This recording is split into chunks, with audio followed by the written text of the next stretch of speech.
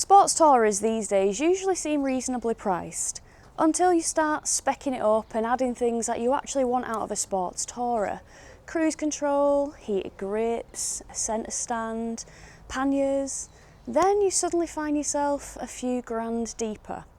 Honda have recognised that bikers are sick of this and have brought out their brand new CB1000GT. Priced at £11,999, you get all of what I've just mentioned, plus a heap more, as well as electronic suspension. Oh, it is so well priced. But we all know that spec sheets only really tell half the story, and the proof is in the ride. So is it as an amazing a value proposition as it looks, or is it too good to be true?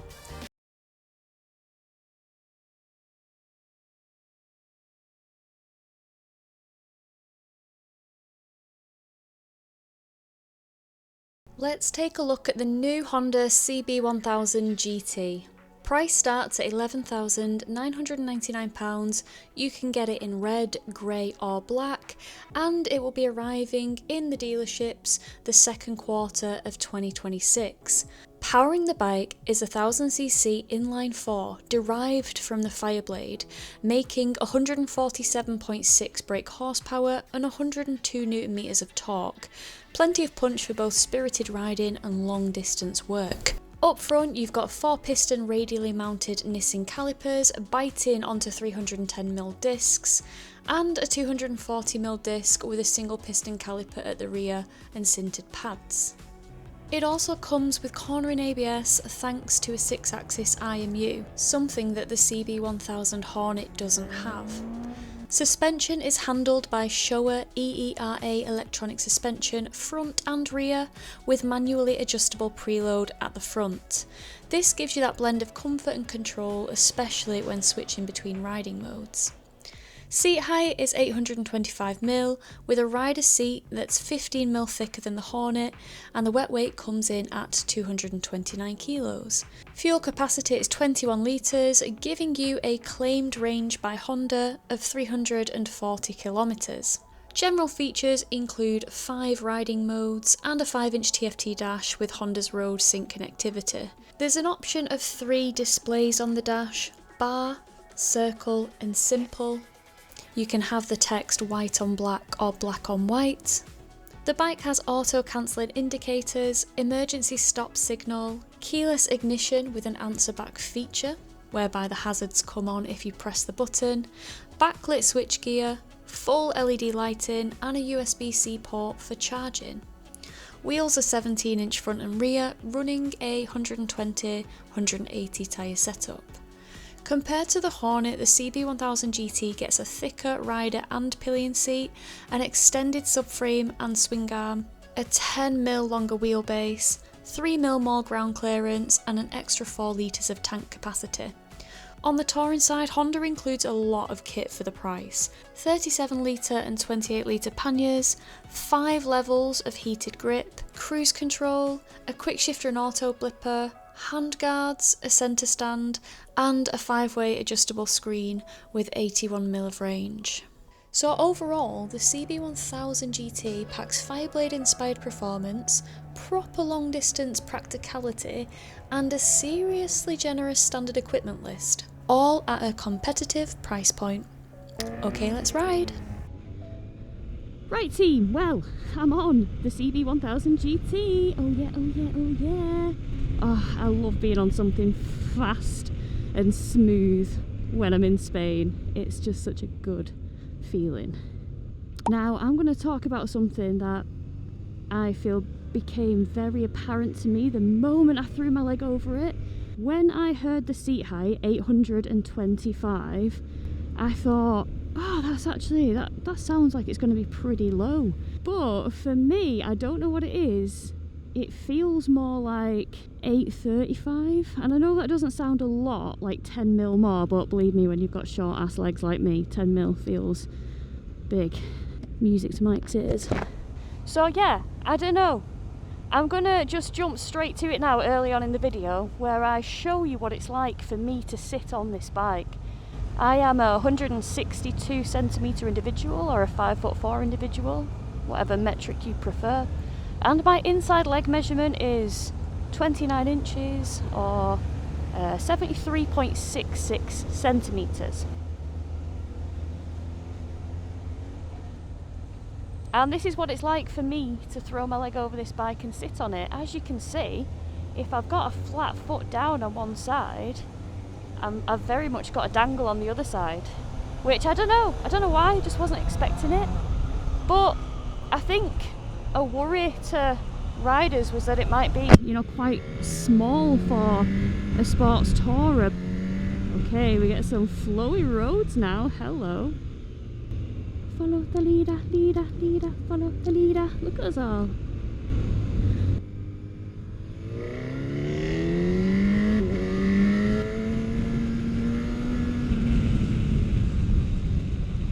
Nice opportunity to play catch up. We love it. There we are. We're in the shady stuff. We don't like the shady stuff. The shady stuff isn't to our taste, because it's colder. The grip's not as good, but we are on Michelin Road 6 GTs, which is a great tyre. I have a lot of confidence in said tyres, so get some heat in them. We'll flow around these bends. Job's a good one.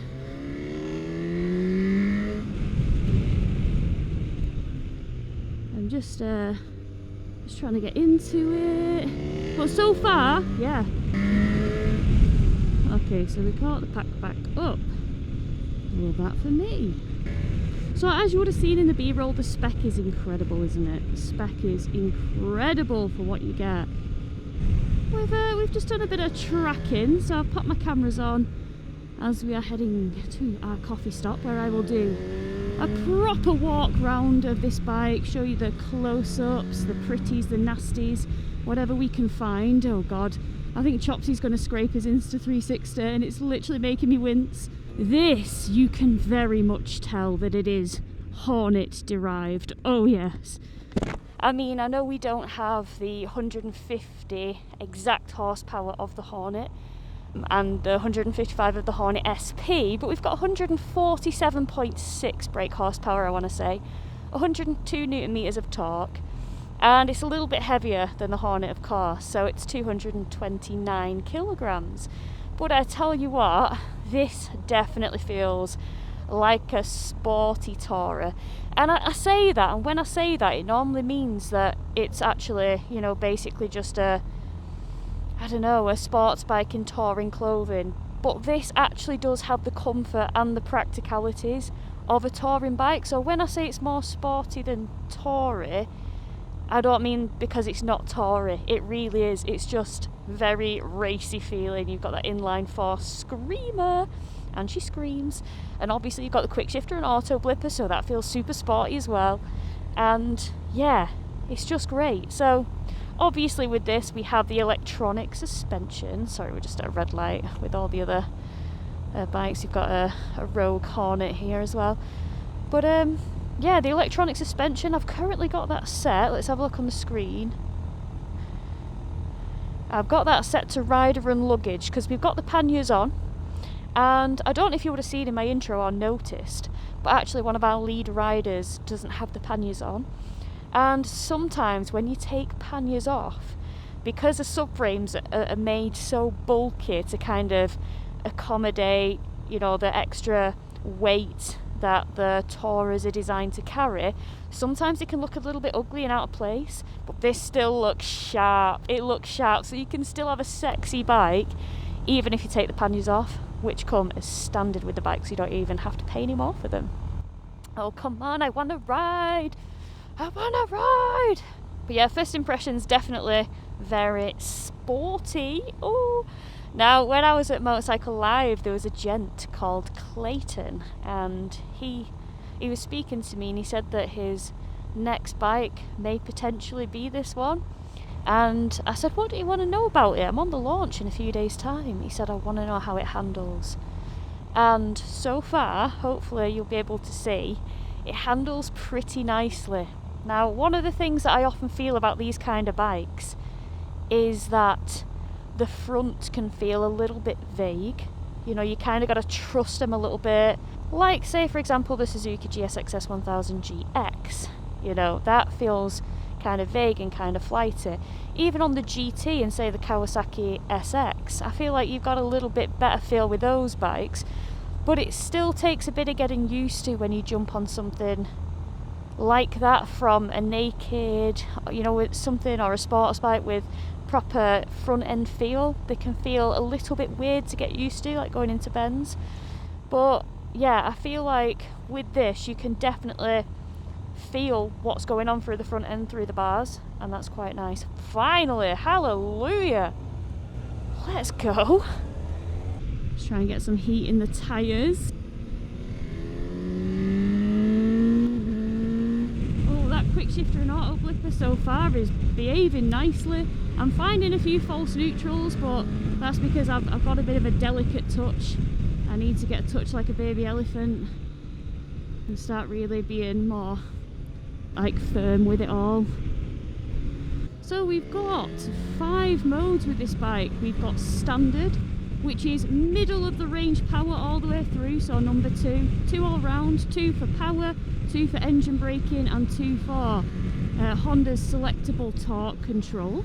Then we've got sport mode, which is maximum power, so that's on number 3. You've got engine braking on 1, and you've got Honda's selectable torque control, which is in effect traction control, on level 1. So that's, you know, less intrusive. It's not a freaking species, Kate. We've got tour, which is the same as standard, except the suspension. There's a suspension element with this, with the tour mode, where it goes off the speed of the bike and tailors the suspension to that. And then we have rain, which is kind of maximum everything except power. So the lowest amount of power, maximum engine braking, and maximum torque control or traction control. Then you do have a user mode. So if you aren't happy with the pre-selections and say you wanted different elements of each, you can go into the user mode and you can achieve that as well. Oh, this is coffee, I think. This is coffee. That was a right good spank. Oh, we love a good hoonage. We love a good hoonage. Oh no. Oh no. So guys, I had an unfortunate situation with the panniers, it would seem. So it's user error on my part. This hadn't completely shut proper. I took the key out, thought I was hunky-dory. Riding around, I hear a grinding noise. I'm like, oh, that doesn't seem right. Can't be the engine, it's got to be a me issue. Look behind me, panniers flopping open, dragging on the right-handers. Yeah, well done, Kate, high five. My excuse is that I'm destruction testing them, you know, and they passed. They were strong. It can't take me anywhere. Woohoo! Okay, we're back on the bike. Oh my gosh, that was a bit of a rushed coffee stop. It wasn't rushed until it was rushed because I needed the toilet. Listen, my bladder. I'm not in control. I'm not at the handlebars, I'm afraid. It is ruling me. So what's the riding position like? Well, it's lovely. You're large and in charge, you're upright, you can see over it all. Oh, look at this is beautiful. Look at the pink flowers.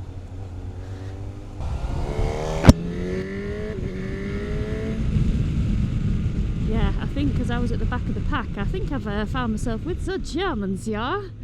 Usually very Deutsche. Probably not correct, but I tried. Oh yeah, it handles brilliantly. It handles so good. There's a decent amount of front end feel, and I feel connected with the bike and what it's doing. And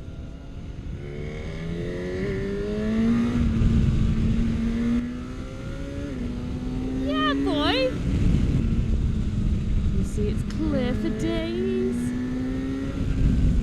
Yeah, the brakes are really good. I don't wish that they're any stronger. They work. They stop me when I need them to. 0 complaints. 4th gear, down the box, boom, smash it into 3rd. Yeah! So for the wind, I'm some nice clean airflow with the tallest windscreen at the bottom, so I'm not getting any buffeting or anything like that. It would be interesting to try it changed with it up, so I'll give it a go, I think, shortly, but for now we're mid-twisties and it's not appropriate time or place. But that apparently adds 91mm onto the height of the screen. You know, it doesn't feel as ballistically punchy as, say, the Hornet, but for a bike that's 229 kilograms and loaded with technology, doesn't feel far off. Doesn't feel far off. So we've also got a keyless key, of course, with this. So it's keyless, but for fuel you have to use the key, which I kind of like, because I like the thought that, you know, if the battery in the key fails or is low, you don't have to worry, like, will I be able to put fuel in my bike because my battery's low? Like, you can just put fuel in it. Oh, see, this tarmac looks nice, but, you know, used a bit, you see, like, damp patches. Oh, I really like the quick shifter and flipper. Oh, it's just, the way it flows round bends, it is giving responsive handling and responsive brakes, responsive everything. Like, normally when a bike is so cheap, you say, oh, that's a good bike, isn't it, for the price? No, this is just a good bike, full stop. Like, they could charge more for this, way more for this, given the features and functions that it has. Oh, nice tunnel.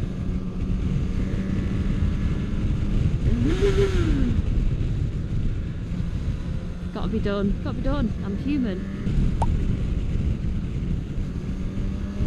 So we've got it in sport mode, and I've got to say, the throttle isn't, in my opinion, as noticeably snatchy as the Hornet, because that was something I was very aware of on that launch, and I felt it on some of the slower stuff when you're going on like the real tight hairpins for the photos. I could feel it a little bit then I thought I'd try it in rain mode, but that really deadened the power right off. Like, proper killed it.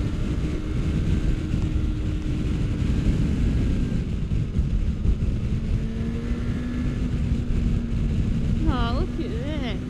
Let's see the flickability. Like, trying to keep it in the lane. Yeah, it's alright. It's pretty good. I mean, it's obviously not as ridiculously, disgustingly agile as the Hornet, where you literally just weight a peg the slightest and you're in another country because it changes direction that fast. But there's kind of like a predictability and a stability that comes with that I actually appreciate.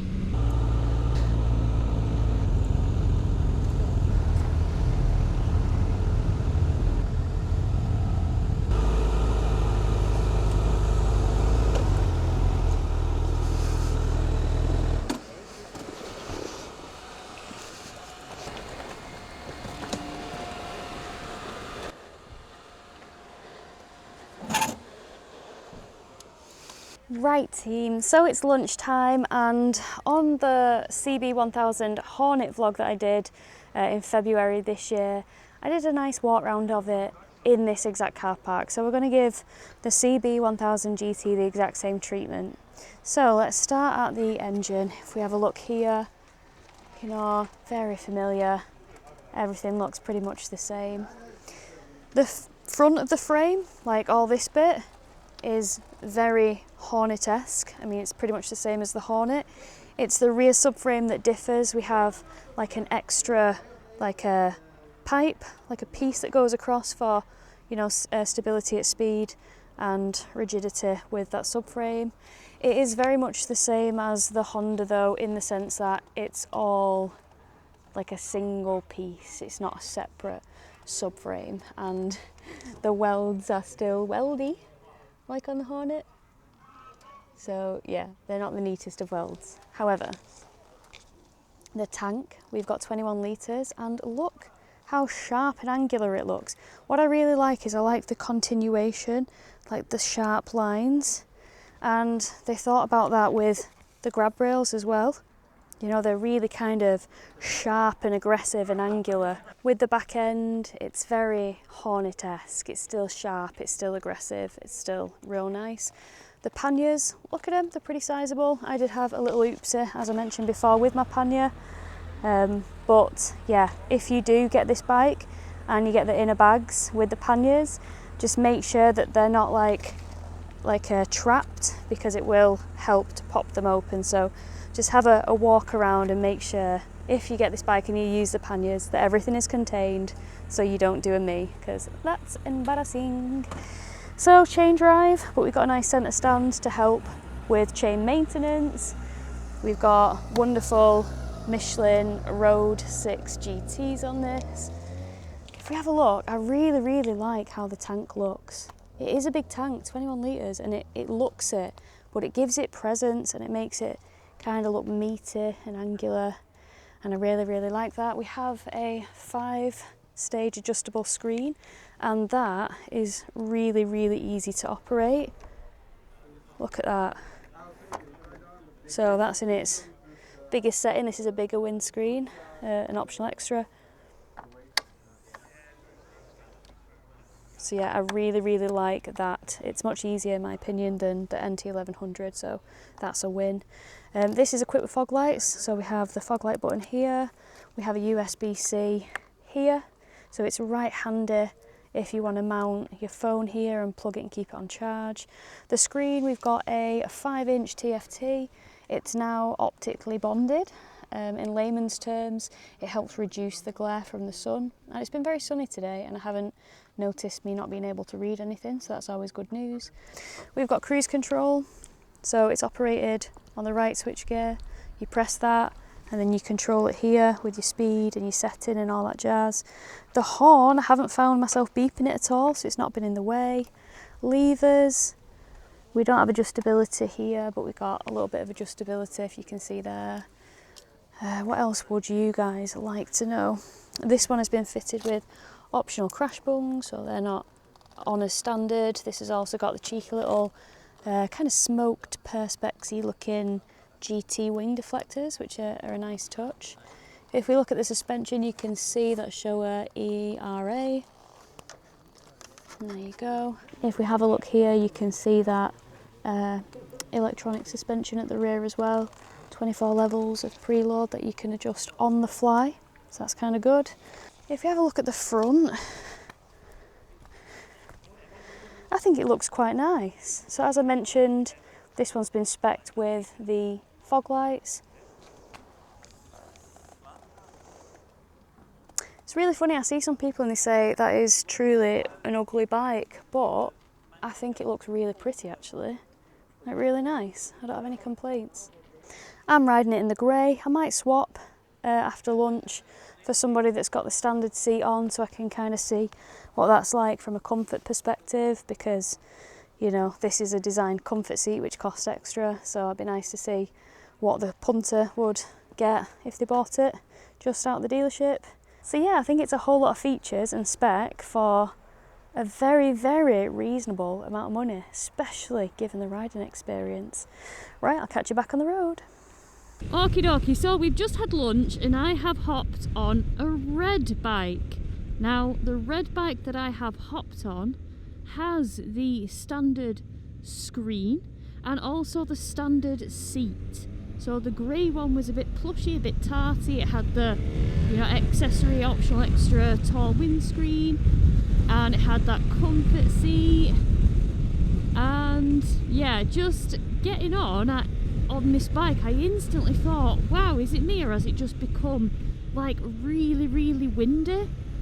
And this screen is in its lowest position right now, and it definitely is more akin to riding a naked bike. I will put it up shortly into its highest position, because the beauty of this screen is that you can do it on the fly. I don't know whether it's just got windy or I was quite protected from the elements. So you see, I've just put it up with one hand. That is a very good screen. And now, to me, it feels more like the tallest screen in the lowest position, if that makes sense. So one thing is for certain that when you sit on the bike with the standard seat, it does feel the same seat height as the comfort seat, but I have instantly noticed that it does feel less comfortable. And that's not me saying it's uncomfortable, because you know, it's 15mm thicker than the Hornet seat. A lot of people complain that that's kind of like paper thin and a little bit uncomfortable. So this is definitely an improvement. The problem I have today is that I've been riding around on the comfort seat all day. So, you know, is this seat uncomfort, or is it just different from the comfort seat that I've been used to all day? That's the dilemma that I kind of have. Hi everybody, so we are back in from a day ripping around on Honda's brand new CB1000GT, and it has been such a fun day. This bike, I want to say it surprised me, but I kind of feel like I know what I'm getting from Honda because I ride a fair few of them, and it's just not disappointed.